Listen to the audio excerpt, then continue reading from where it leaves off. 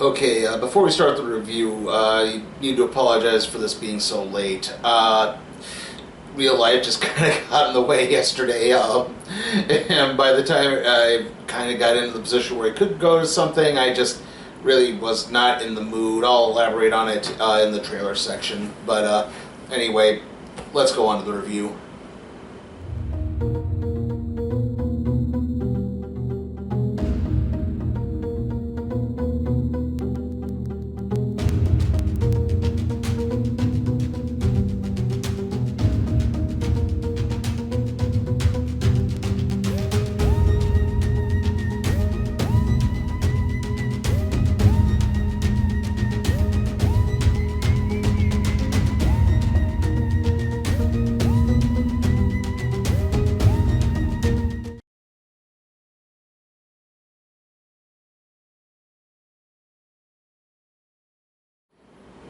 Lucas Hobbs and Deckard Shaw don't like each other, and yet they're constantly being forced to have to work together, this time concerning Brixton Lore, a biomechanically enhanced specter from Deckard's past.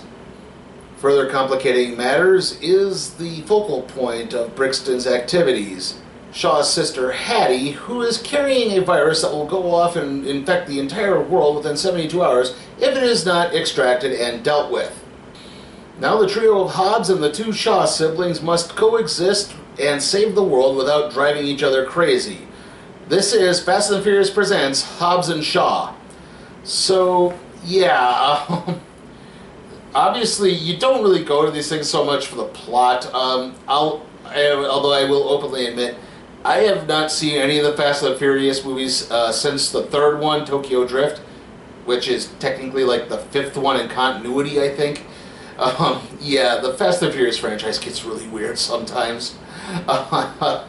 Anyway, we kind of get this. Basically, the idea is Hattie, that's the Vanessa Kirby character, is Deckard Shaw's sister.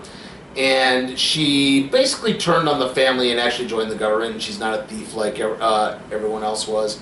Although there also seems to be some bits and pieces that Shaw himself might have been a government agent and betrayed everyone. The backstory with Lore is, Shaw actually mentored Brixton, that's Idris Elba's character, and he turned on Shaw, and Shaw shot him in the head, and he got found by some secretive organization who gave him his biomechanical enhancements. Basically, he has computers that can scan and predict movement, and he has superhuman ability. Yeah, so that's kind of what it is. And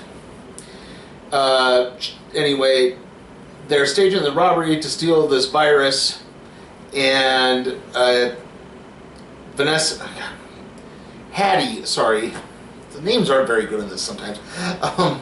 Hattie's MI6 team are trying to break it up.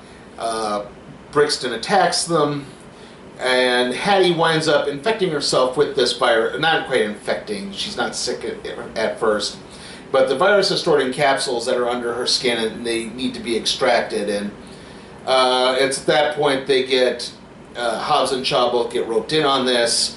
Hobbs has a contact at the CIA named Locke, who is played by Ryan Reynolds. And that's where that sort of tip-off goes.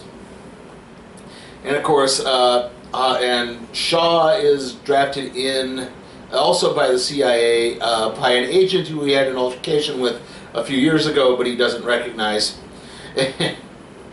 But as soon as he realizes his sister is involved, and because his mother, who is in prison, his mother's played by Helen Mirren, and basically, the mother is saying, like, look, you need to reconnect with your sister. You can't just shut her out of your life. Let's get the family together in some semblance. And there's sort of a motif with this because Lucas Hobbs is estranged from his family because he turned in his father, who was running an illegal car chop shop in Samoa, and so that's where that leads in. That's where you get the Roman Reigns cameo. We also have a very bizarre cameo from Kevin Hart at some point. And again, really, you don't go to these things for the plot. You go for the action. You go for the banter between the characters, and all of that is spectacular. Vanessa Kirby holds her own in the action scenes. She holds her own in the interactions. She is kind of presented a little bit as a love interest. We right off the bat. Hobbs's daughter Amanda points out that, upon seeing the picture, because Hobbs's daughter is with Lucas when Locke contacts them, she points out that Hobbs was immediately attracted to her. They really don't do a love story in the strictest sense of the term. There is one kiss scene, but that's about it. And from there, there's an attack, and it turns out there's an organization behind Brixton, and they managed to manipulate things so it looks like Hobbs and Shaw are behind this attack, and so now they're wanting fugitives, and now they have to go on the run, while also trying to figure out how to extract these virus capsules from Hattie's body. And the only way they can do that is they have to go back to the organization, the evil organization behind Brixton, to use their extraction machine. And of course, it's in Chernobyl, because why else would it be anywhere? I mean, where else would it be? From there, shenanigans ensue further. They have to return. It's there that The Rock has to return to Samoa. Lucas Hobbs has to return to Samoa to reconnect with his family to try to get everything fixed so that they can extract the virus from. I keep wanting to call the actors by their names, from Hattie's body, and again, that's where everything kind of leads up to, and it seems like they're obviously implying that there's a bigger threat behind this. I mean, obviously there is, but it's who's running the organization. You could tell, like, they have first the threat behind the organization wants to recruit Hobbs and Shaw to join them, but Brixton's like, they're not really going to want to join, but I'll try, and immediately says, yeah, you're right. And then after they eventually do defeat Brixton, spoilers, they try to get recruited again, and sometimes, the person has an electronically altered voice, but there's sometimes I think it drops out, and I'm willing to bet they're leading up to it being Dominic Toretto. It kind of seems painfully obvious that they're probably gonna have Vin Diesel's character, because I guess of what happened in Fast 8. I never saw Fate of the Furious either, so that's just pure speculation on my part. But like I said, this isn't a deep plot, but you go to this for the action scenes, for the interaction between the characters, and they do nail that. If I do have one problem, it's sometimes I think they get a little too shticky. There's one point where they all have to adapt pseudonyms and identities, manages to alter their pictures, and I think does something to Shaw basically hacks the TSA scanners so that their faces can't be fully recognized when they're trying to board this plane, and he gives I keep wanting to call the actors by their names, sorry. He gives Hobbs the pseudonym identity of Michael Oxendahl, or Mike for short. No, not Oxendahl. Mike Oxmal. That's an Oxmal. Mike, get it? And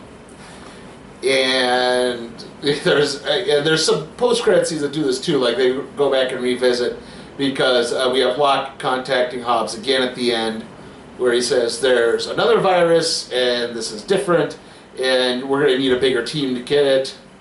Also, and then we have The Rock I keep calling him I keep saying The Rock. Like, that's how little I just think of the actors just showing up and being themselves. Unfortunately, that's how little I think of these characters, unfortunately. Look, overall, this is really fun. It's really enjoyable. You're going to have a fun time. I give The Fast and Furious Presents Hobbs and Shaw a B. On these roads, there are no traffic lights, no stop signs, No reason to slow down. Let's get charged! Strap yourself in for the show that puts you in the driver's seat. An all-new NASCAR Racers this morning at 8:30, only on Fox Kids. Okay, trailer time, and well, nothing really new here. We had 47 meters down, uncaged, Ready or Not, Angel Has Fallen, Good Boys, Rambo: Last Blood, and It Chapter 2 again. So yeah, I am still planning for the next video to be the Dora and the Lost City of Gold review. Unfortunately, right now after that, things are not as set in stone as they initially appeared to be. This is the weird circumstances I see to found myself in. If you checked out my itinerary on my blog, I originally had the movie My Spy, which was slated to come out at the end of August. That is not the case. That actually got moved back to early 2020. This was apparently announced like 3 weeks ago. However, they didn't pull any of the advertising saying it was in August. It was coming out in late August. Like I know I've seen the trailer like 2 or 3 times in the theater since that. And they, like I said, they didn't change it. They didn't announce the change in date in that. Now, they said it was the week they announced it. I can understand it maybe not being out, but I know I've seen it a couple of times after that. So yeah, you pull the damn trailer, guys. Anyway, after that, my AMC Stubs membership is in a weird place right now. I had to go to the Grand to see this, the one this week. This is that thing that caused the delay in the film. Without getting too much into this, I had to switch cards for the membership, and the charge card, I'll just say that. And for some reason, it keeps saying my account is inactive. And I've messaged them about this multiple times, and I yet to get any response. I'm probably going to have to do it again probably tomorrow or so. So, like I said, there's at least one movie I know I'm going to be able to see after that, if I can, if this thing rectifies itself. Hopefully it will. The next movies are going to be Angry Birds 2, Blinded by the Light, and Ready or Not, because those are the only ones I know that are coming out. Don't really have. I do have idea for a backup review for My Spy. I'll get to that when I get to that. So yeah, the next video should be Dora and the Lost City of Gold, then the random trade review on what did I do? Chew Volume 1. Sorry, and then it's going to be hopefully Angry Birds 2, Blinded by the Light. Ready or Not are the next film reviews, and of course in between that you're going to get the NXT TakeOver and the 2019 SummerSlam reviews. Okay, see you all next time.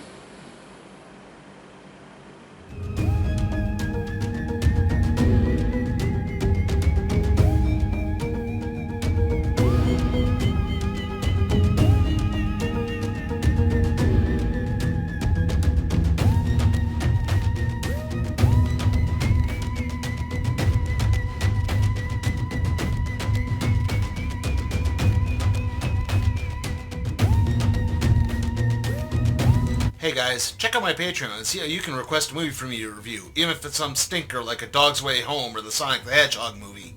Also, if you like what you see, give the video a like, share, subscribe, and don't forget to ring that notification bell.